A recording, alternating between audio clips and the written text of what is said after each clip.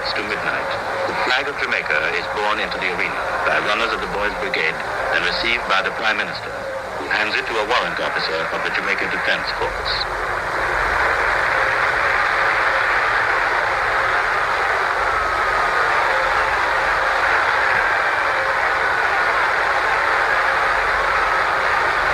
His Excellency the Governor and the Prime Minister take up their positions facing the royal box.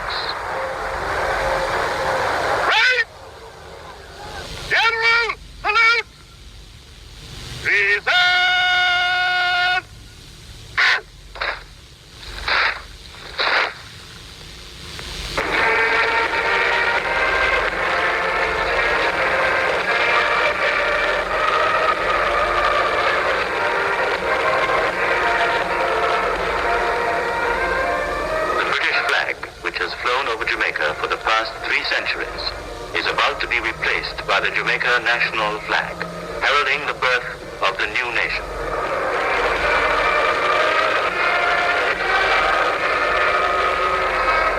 The lights go out. The Union Jack is lowered, and the new flag of Jamaica raised.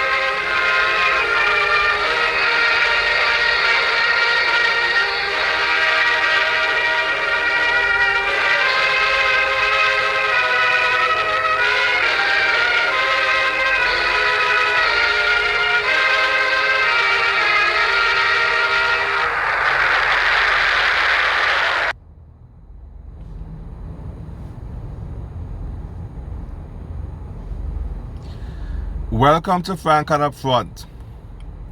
I am your host, Mr. Franklin. A very special welcome to all of you who are joining me here on this podcast. I invite you to like, comment, share, and subscribe. And don't forget to hit that notification bell to be notified of weekly uploads. Today's topic: why is Jamaica not completely independent and what can be done about it? Now, if you're catching this podcast tomorrow, on Sunday rather, Sunday, August 2nd, then yesterday, which was Saturday, was Emancipation Day throughout the West Indies. It is a day in which the entire BWI, the British West Indies, celebrates the anniversary of the emancipation of the slaves throughout the British West Indies.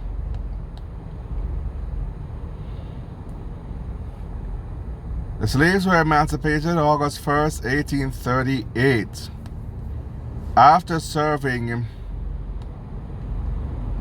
4 years of apprenticeship.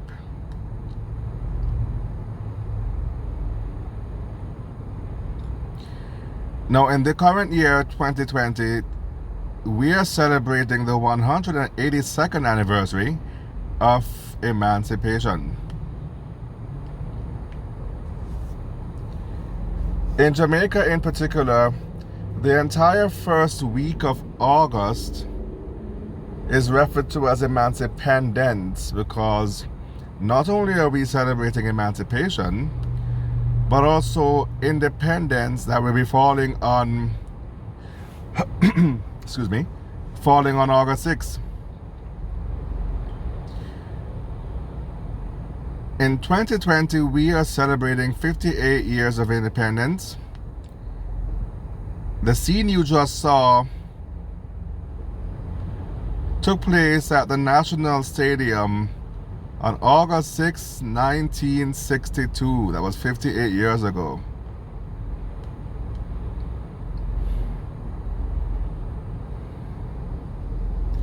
But one should ask themselves, is Jamaica truly independent?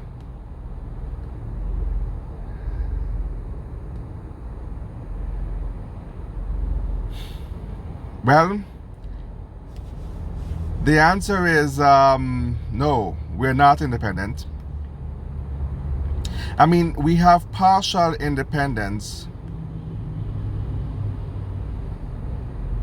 What happened on August 6th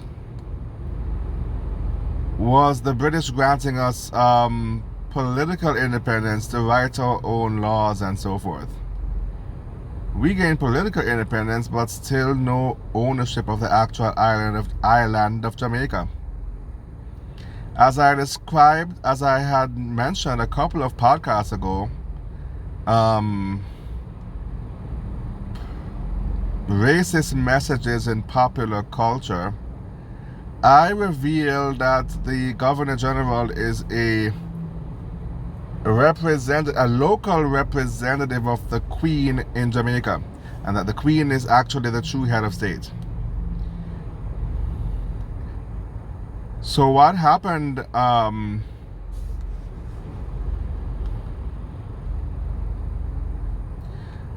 when Jamaica gained independence was that we were given partial freedoms, the freedom to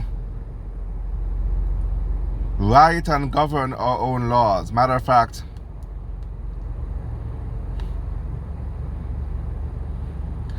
and empower and enforce, I should say, rather, enforce our own laws.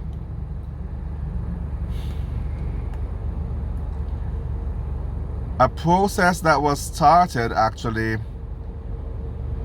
in 1944 when universal adult suffrage took effect. Universal adult suffrage was actually the beginning of Jamaica's two-party democratic electoral process, for which one party or another could become the government based on whether they receive a majority of the vote. That universal adult suffrage prepared us about 20 years ahead of time to receive the partial independence that took place in 1962. The political independence, the independence of being able to write our own legislation and even the very Constitution of Jamaica.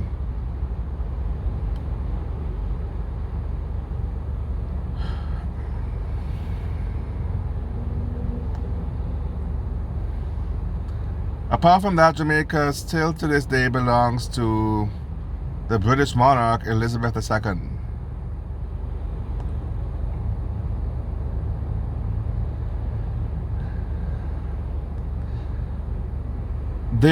Despite that being the case, however, there are some benefits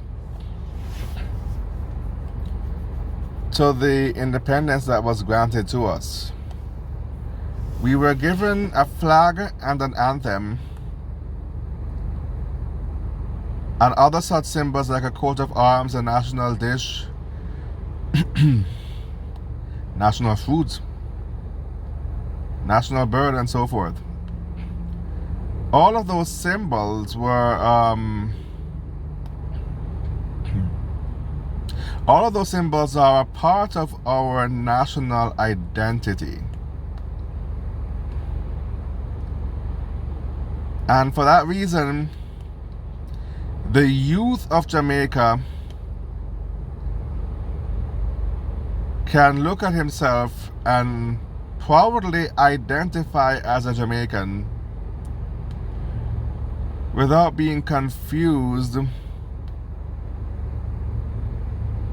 as to why there is a foreign flag flying over his land that belongs to a country thousands of miles away.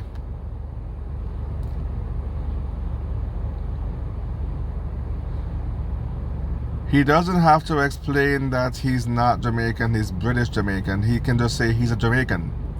So independence provides a nationalistic sense of identity and civic pride. And it's definitely a path towards true total independence.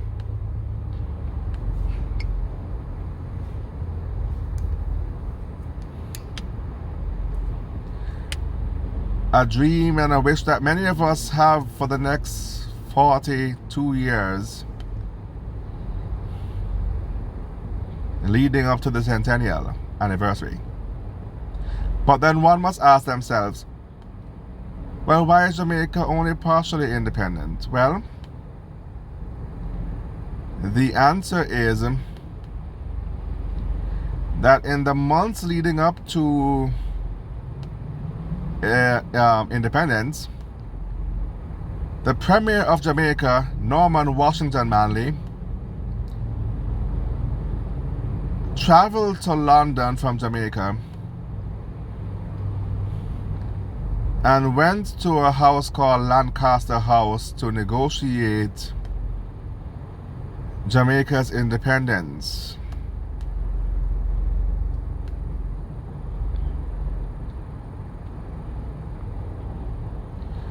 The leader of the opposition, Sir Alexander Bustamante, who would go down in history as the first Prime Minister of post-independent Jamaica, also joined in on the discussions later on.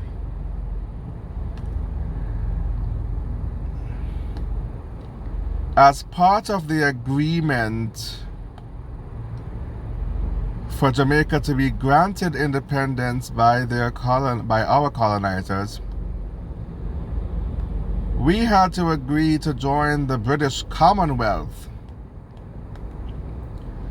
Other such members of the British Commonwealth would include Canada, Australia, New Zealand, South Africa, and other Caribbean islands as well. Other British Caribbean islands, except for Trinidad and Tobago, who is actually a republican who did not join the Commonwealth.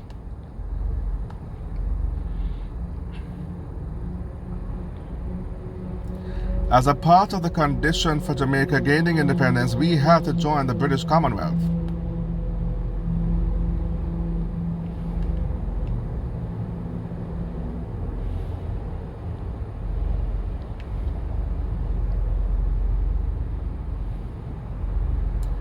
Now, the Commonwealth, joining a body like the Commonwealth would definitely weaken and certainly compromise the sovereignty of a nation, because then we're not truly independent, because then any citizen of another Commonwealth, of another country that is a member of the Commonwealth, can actually cross over into Jamaica and serve in our parliament as a member of parliament. For example, a Canadian, a born Canadian, could move to Australia and serve there, seeing as how both countries are members of the Commonwealth. The same way as a Zealander can serve in Jamaican Parliament for him being a citizen of a Commonwealth member state. Be that as it may, seeing as how the United States of America is not a Commonwealth member, American citizens are not allowed to serve in Jamaican Parliament, which is ironic because majority of Jamaicans who hold dual citizenship actually hold citizenship for the United States. And you could have a born Jamaican who actually migrated and became a naturalized American citizen who would have to relinquish his citizenship to the United States, otherwise he would not be able to serve in Jamaican Parliament. But he's a born Jamaican. This is something that was highly publicized as it relates to the late JLP Member of Parliament Shahini Robinson, and also as well to Danville Walker.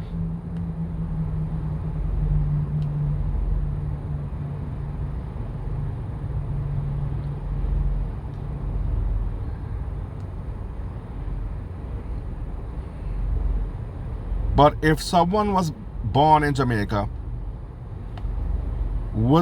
despite him being a US citizen, wouldn't he or she have the right to serve in Jamaican Parliament? More so than the Australian or the Canadian who was obviously never born there and who has never even been to Jamaica.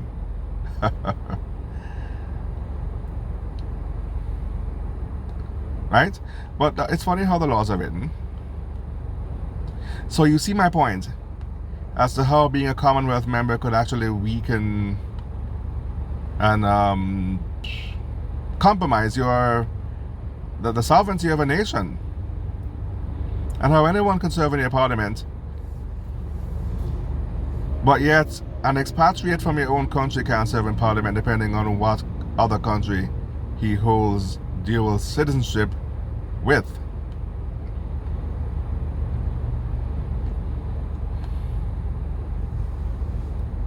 This is the reason why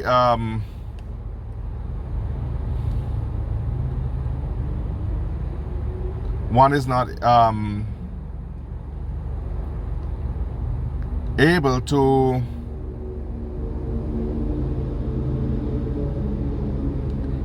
maintain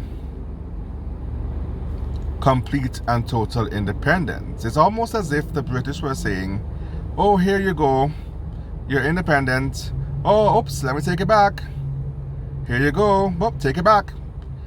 So, like they're playing like it's almost as if they're playing with a yo-yo with a kitten. Like, here you go. Oh, take it back. Playing games and all that kind of thing.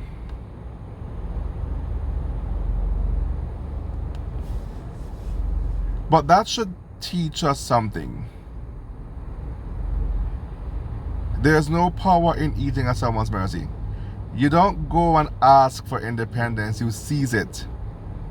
That's why they could tell us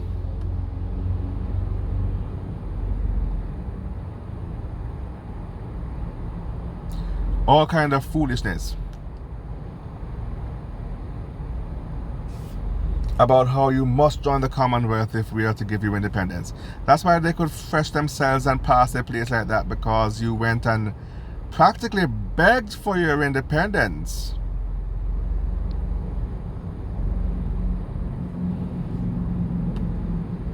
When in fact, independence is not granted, it is seized. True independence is seized. Because once you ask them and practically beg them for your independence, they could tell you anything. They could attach such terms and conditions such as you must join the Commonwealth if we are to grant you your independence. Another condition that was recently revealed that they actually placed on us in order to grant us partial independence was that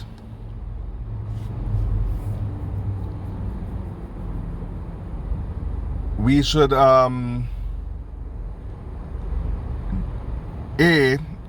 stop celebrating Emancipation Day altogether, so as to include the other races within Jamaica, to make it not only a black thing, even though we're the majority, we're like 80% of the population, right? So stop celebrating Emancipation Day. Don't celebrate Independence Day on the actual 6th itself, but rather on the first Monday in August. And that was only changed in 1997 under the then Prime Minister P.J. Patterson.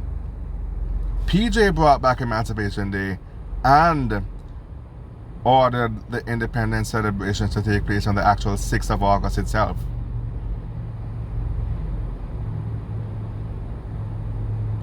In 1997, when Jamaica was nearly 40 years old. 40 years old. That's how long it took.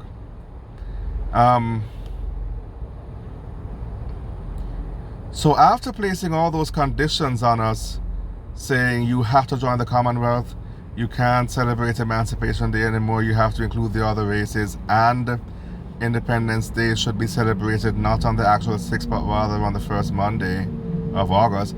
After placing all those conditions on us and we complied, they turned around and gave us partial independence.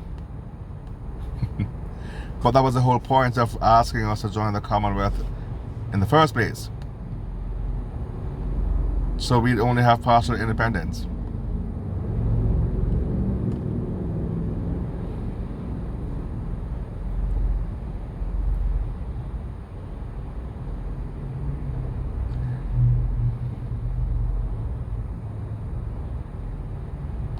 So then they're playing games, they're giving you partial, a little nugget of validation, just, little partial independence here and there, and then they take it back by telling you to join the Commonwealth, but yet you still have the freedom to write your own laws, as long as it doesn't directly interfere with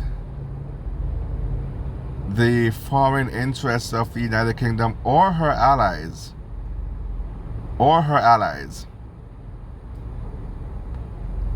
That's why a US-born CIA agent could actually help to write the Jamaican Constitution and ultimately serve as Prime Minister in the 80s. Yeah, sounds familiar, right? Because America is one of Britain's allies, and they would always try and find ways to infiltrate the politics of Jamaica, even after we're so-called independent.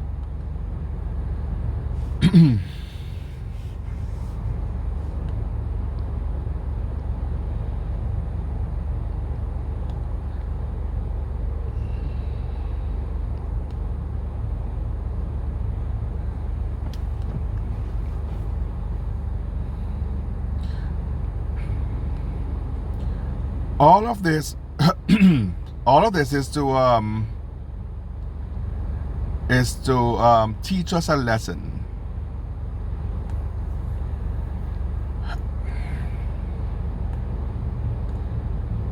That you don't go asking for your independence. You must be able to seize it militaristically and actually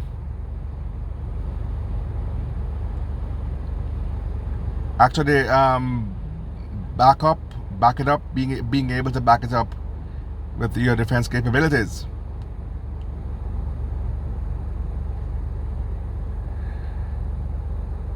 Being able to maintain it.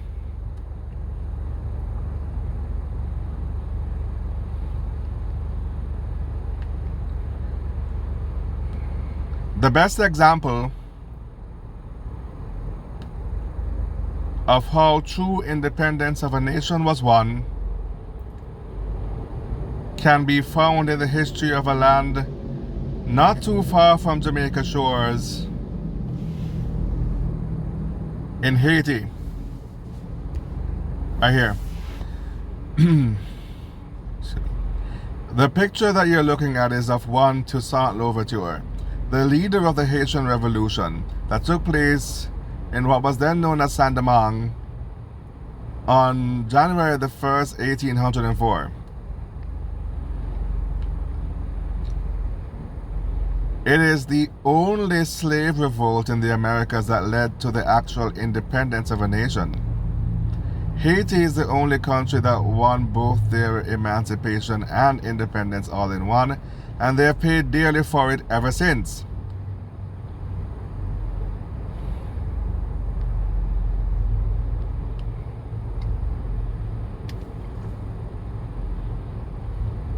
They have been hit with natural disasters, earthquakes, hurricanes, poverty.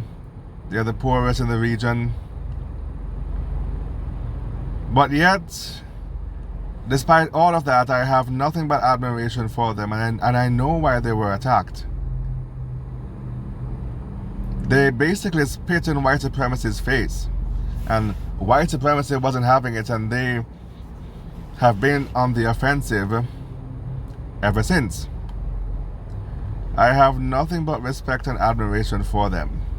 Now this is the example of, these are true revolutionists, and what they have done in Haiti is the best example of what we should have done in Jamaica.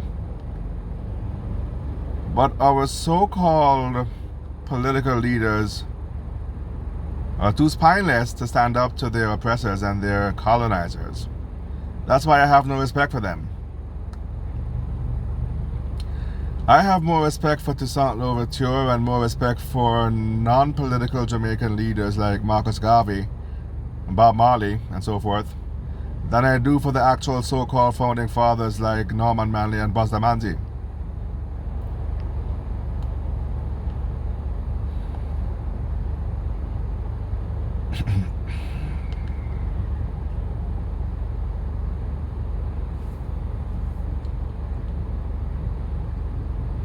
Toussaint Louverture set the excuse me. Toussaint Louverture set the example of what it is to win true emancipation and independence. The Haitian Revolution is the example of how the rest of the world should actually defeat their bullies and colonizers. I have nothing but respect for Haiti. Respect and admiration for Haiti. I'm not saying that Jamaicans are not as capable as the Haitians of doing as they have done. I'm saying that the people who have taken charge of Jamaica are spineless cowards, and the regular citizens of Jamaica have suffered because of it. There's literally only one prime minister in the history of Jamaica who I can truly take my hat off to, and that is Michael Manley.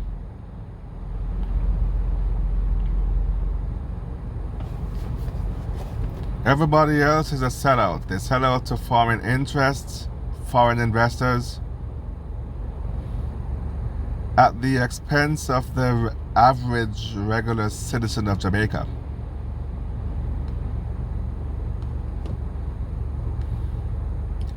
I have no respect for them. There's only one prime minister, and that's Michael Manley.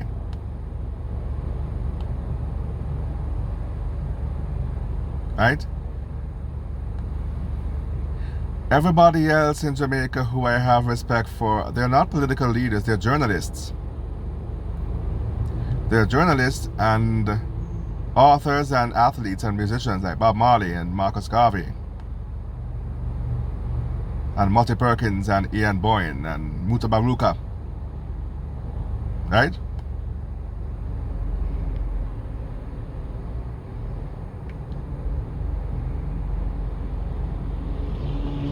But the political leaders of Jamaica I have no respect for. Why should a young Jamaican young man or a young boy look not to his own leaders for an example, but that of his closest neighbors? Anyhow.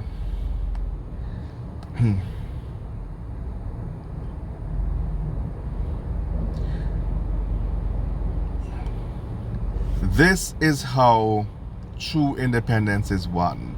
Well, seeing as how the Haitians have experienced fighting for and winning their independence. Whenever Jamaica decides to get serious about fighting for our true independence, I would like to believe that Haitians are willing to ally with us to help us fight for and win our independence. Similar to how the Cubans under Castro joined forces with Michael Manley to so we could ally with each other and help create social services for people in need during the 70s when Manley served. I would like to believe that the current Cuban, I don't know what's going on there, because after Fidel died, Raul, he resigned, and I don't know who was taking charge of Cuba now. I don't know what's going on there yet. I have to find out, but if they have defected to the West, then I guess we lost Cuba. I'm sorry. It's a shame. But I hope that's not the case, though. But I have to do my research before I say anything more about Cuba. I'm hoping, however, that Haiti are the ones willing to ally with us, seeing as how they have experience in winning their independence. And even if they don't, there is enough documented record of them, of their strategies to winning independence, that we can study them and take a page of their books without them even allying with us in the first place. What are we doing about that? If we are to look to the next 42 years towards becoming independent, truly independent, what are we doing about that? A couple of podcasts ago, that was titled Racist Messages in Popular Culture, the link for which will be in the description. I said that it was my hope that by the end of this decade, we will be truly independent with another 30 years to go before the centennial. That's what I said. And I am still hopeful that this can be achieved within the next 10 years.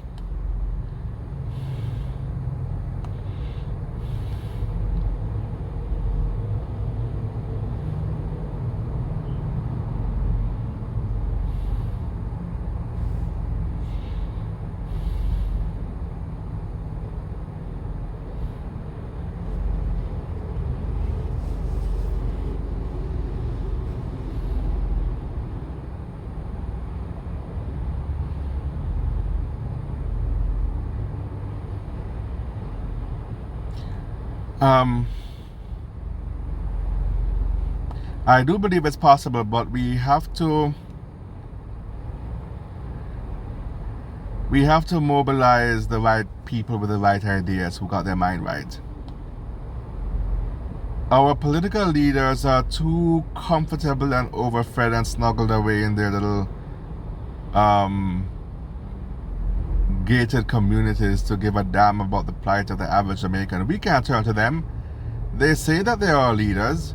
If they are truly our leaders, they would be interested in the interests of the people of Jamaica. But they are only interested in their own interest. Not in the interest of the people of Jamaica. In their own interest.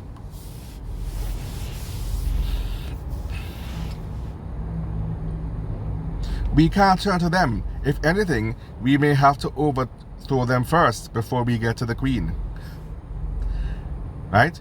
Them and the Governor General, we may have to overthrow them first. Only a revolution can solve things.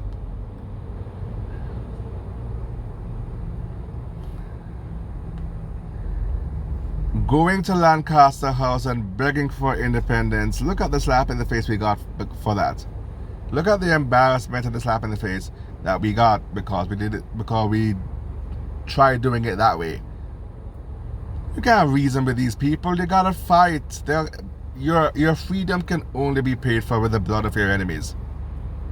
Only bloodshed and a true revolution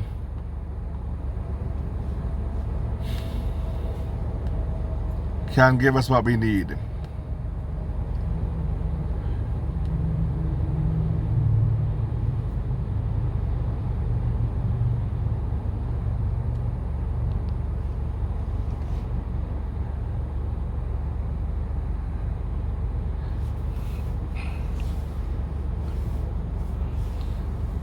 Alright, so sitting down around a table and having peace talks and negotiations didn't work. They switched tactics and they played the yo-yo game with a kitten as if we were kittens. And they had a yo-yo bouncing back and forth. Right? They act as if they were going to give us something substantial, then they took it away and had us join a body, an international governing body that would compromise our sovereignty. Well, that didn't work. So then there can only be a revolution, like what happened in Haiti.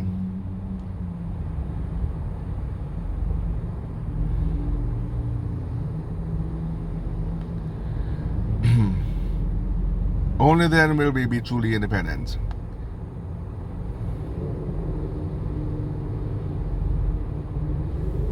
Anyone can free the body, but none but ourselves can free our minds. We have to get our minds right first and believe it's possible.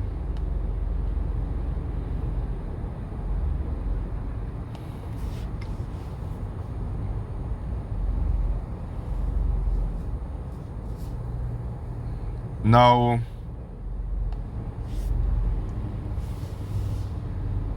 Toussaint Louverture's strategy was to give an ultimatum to the French colonizers.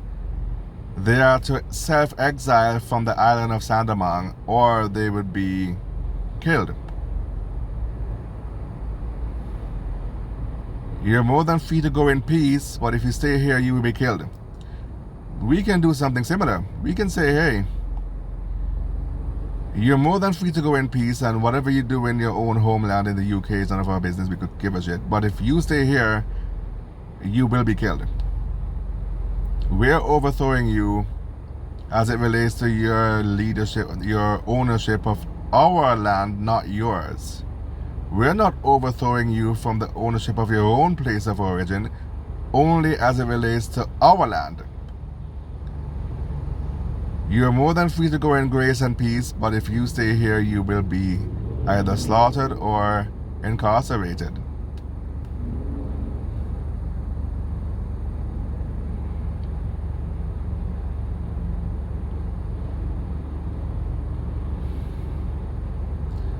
And if we incarcerate you, we're going to bleed the reparations out of you by putting you to work on our plantation. Yeah, now you'll know what that really feels like. Now you will face your karma. We'll put you to work for us in our prison industrial complex, and you'll be working on our plantations if you wish to remain here. But your freedom awaits you across the seas, so get packing. We truly don't want to go down this road of enslaving you or imprisoning you or killing you, but you can be free somewhere else, but just not here though. So get packing. Your ancestors did not allow our ancestors the same level of an ultimatum. We are the better ones for allowing you the ultimatum and the freedom to choose that our ancestors was not granted by your ancestors. It's obvious who the better people are. But if you stay here though, then you're definitely not going to have any freedom or be in charge of anything. And you have to mean it. You can't just say it. You have to mean it and back it up with actions.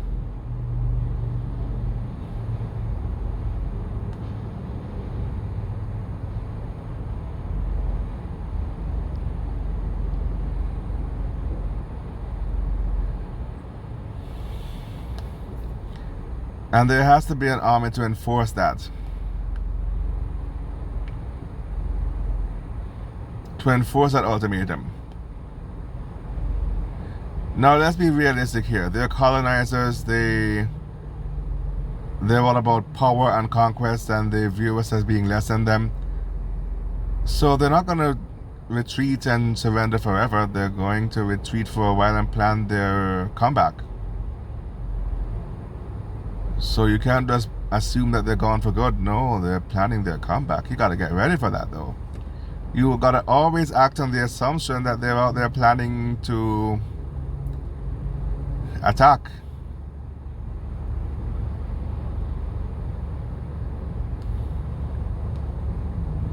Planning to recolonize.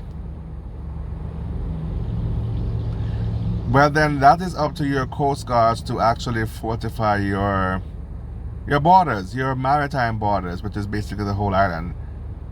You gotta have coast guards out at sea. You gotta have drones, weaponized drones, as well as surveillance drones.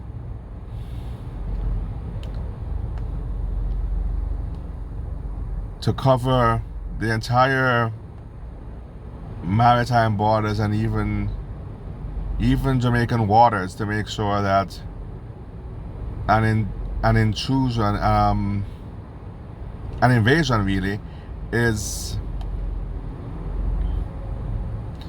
not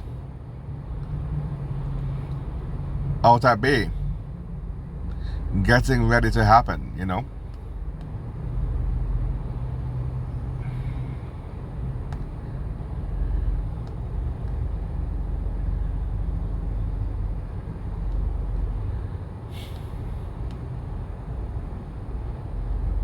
You gotta make sure that none of our own people are defectors either, because how many people are willing to sell us out for a little bit of comfort and a little bit of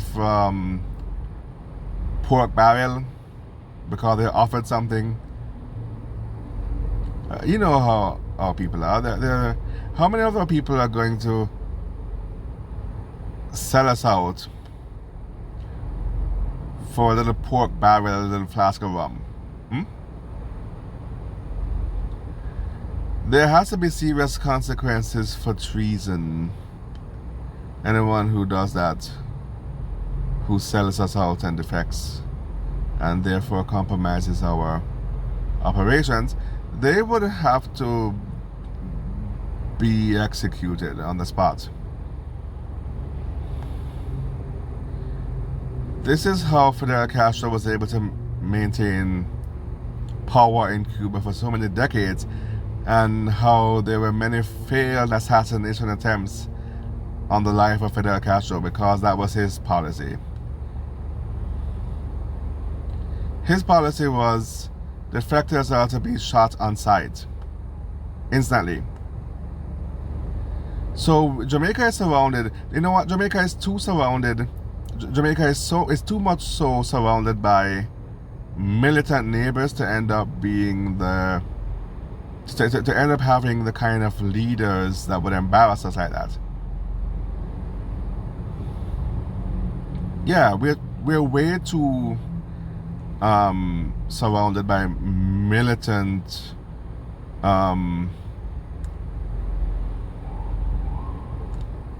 militant neighbors who have had far more colorful military histories than we have had so far, to actually end up with the kind of leaders that we've had.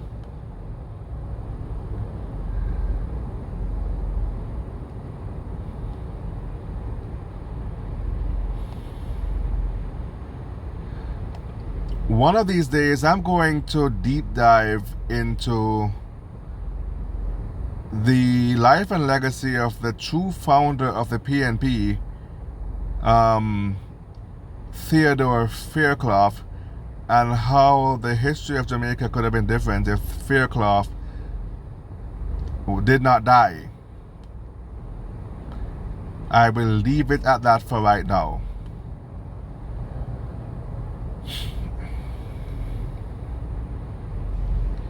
Until I've done some more research. But from the Cubans, we can take the example of how to handle traitors, have them shot on sight. And from the Haitians, and particularly from Toussaint, we can learn how to exile the colonizers from off our land. Allow them the freedom to live in peace, or to be shot or jailed if they remain.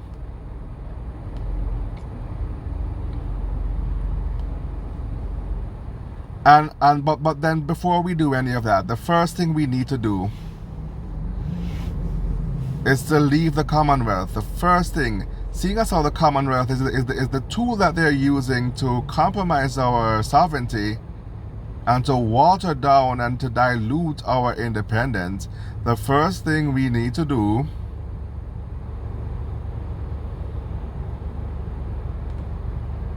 when we win our independence is to leave that god-awful fucking Commonwealth. Leave it.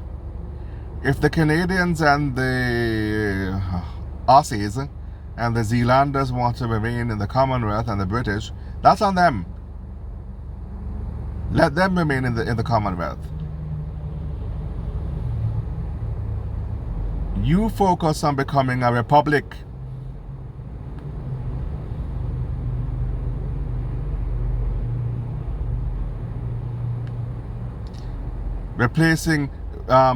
Removing your Governor General, replacing your Prime Minister with the President, and quite possibly replacing the PNP and the JLP for two complete different parties and start fresh.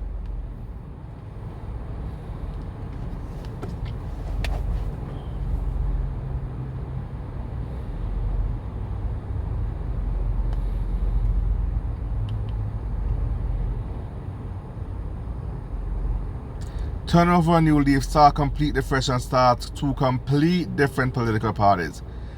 And get rid of all the so-called leaders who are really more concerned about their self-interest and getting a bellyful than they could care about the plight of the people of Jamaica, the citizens who elect them to office. And if Jamaica has to go through a period of military dictatorship shortly after the revolution until we can get to a point where we can become a republic, then so be it. Many countries, including some of our very neighbors, including Mexico, have had a similar history, and including the Dominican Republic as well, have had a similar history of going through a period of military dictatorship until they could become more of a republic.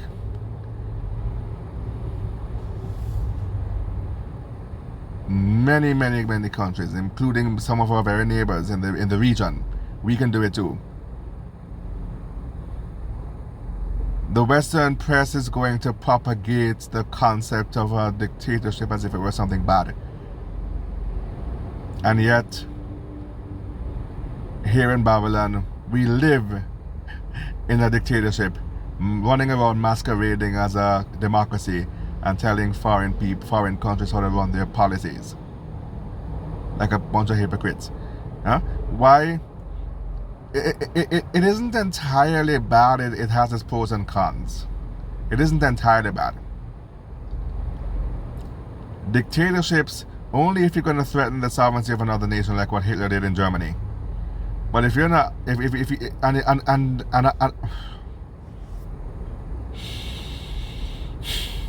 okay, only if you're going to compromise the sovereignty of another nation like what Hitler did in Germany, and also if you're going to target a particular group of people within your own country like what Hitler did to the Jews in Germany.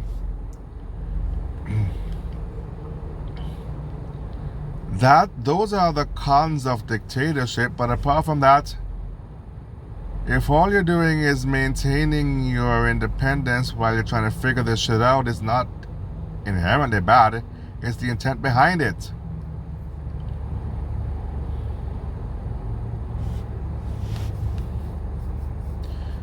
When Mexico was going through their period of dictatorship shortly after their independence, they were not labeled as terrorists, no.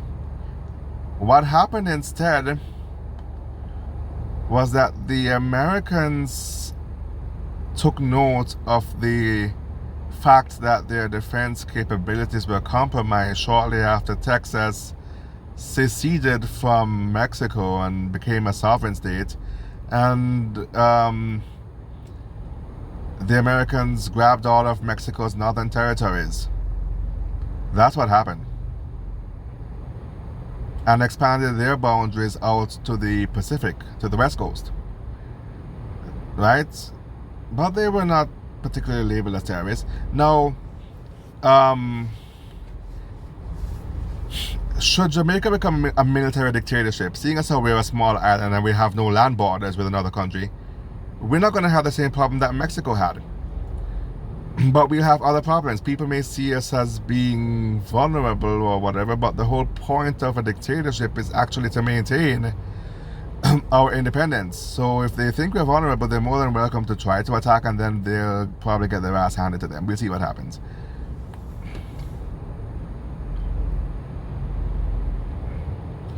The reason why people shy away from a dictatorship is because they see how North Korea is labeled in the Western press, and they don't want to be called a terrorist, or, you know. But like I said though, the only terrorism is if you actually terrorize people, other countries. If you use your military capabilities to terrorize other countries or a particular group within your own country. If that's not what you're doing, and all you're doing is maintaining your independence, your newly fought for and your newly won independence, then you might be a dictator, but you ain't no terrorist. You ain't no terrorist, trust me. So if Jamaica has to kind of go through that for a little while, like maybe 5-10 years, until we figure out how to become more of a republic, then so be it, and we should be able to do that without foreign interference. We should be able to do it without foreign observances or interferences. But, you know, that was all in concept, because in all actuality, I don't think we'll go through that phase. Because we already have the democratic foundation from being a part of a constitutional monarchy. Yeah. So because we have that democratic two-party foundation from universal adult suffrage, we probably won't go through that phase. Well, you never can tell. It's possible, but it's unlikely. We probably won't go through that. And even if we do go through it, we know how to get back to the two-party democratic process that was already introduced to us by means of universal adult suffrage.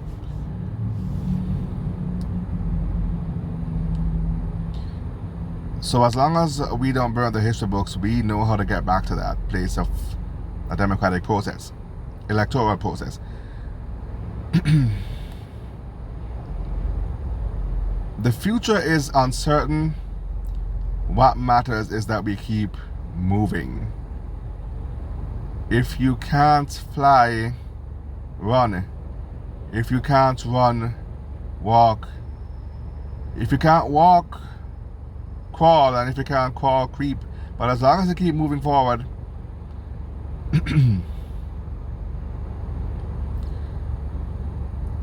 then that's all that really matters. Because only then will we find out what happens next. There's a whole future out there waiting for us. A whole entire future. Let it not be such that fear is the reason why we don't find out what the future holds. Let us embark on the single greatest adventure of perhaps our lifetimes, on a path towards true and total independence. Let us make friends and allies along the way, so we can learn from each other and draw from the strengths of each other.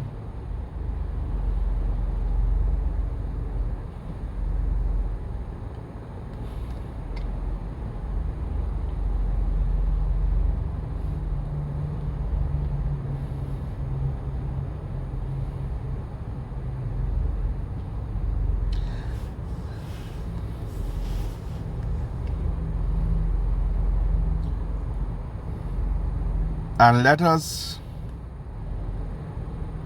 start the journey towards the centennial, seeing as how we're now 58, 2 years from now we're, what, 60? And then after that we have 40 more years till the 100. Let us start that journey, that 42-year-old journey, 42-year-long journey from now, from this point forward.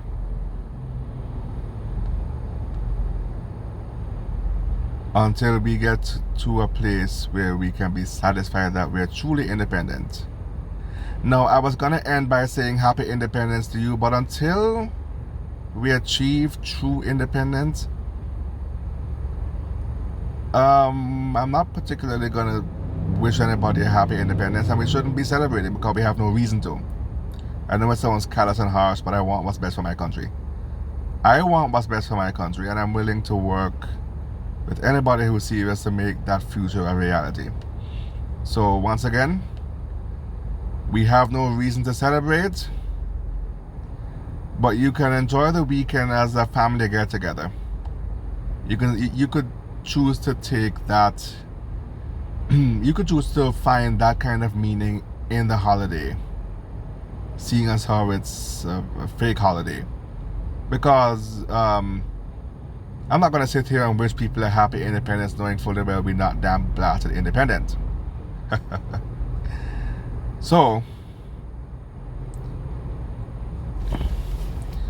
I'm not going to contribute to helping people fix the rose-colored glasses and the mask and make everything seem like it's normal and feel comfortable. No, that's not me.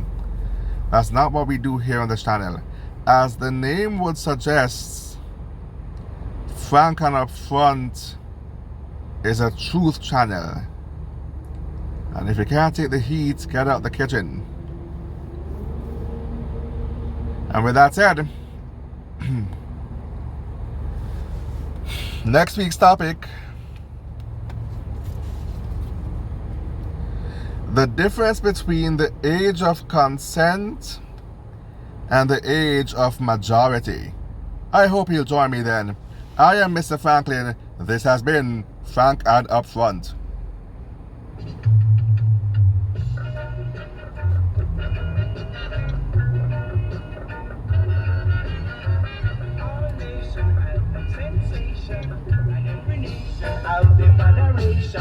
This is the time for a happy meditation. No matter first enjoy the celebration, yeah. Mama, daddy, auntie, daughter, and youth man, enjoy yourself in a your homeland. A little more, I and I rope in. Go rub a bit, when I will lick a scene. Cause when I check it out loud, no way no better than yard. Cause when I check it out loud, no way no better than yard. No. All nations have their celebration, and every nation has their inspiration. This is the time for a happy meditation. So come together as one great nation, yeah. Even great enemies sit up on a reason. No time to war in a this season. Up, down, down, down, come together. No matter what the time, no matter what the weather. Cause when I check it out loud, no way no better than yeah. Cause when I check it out loud.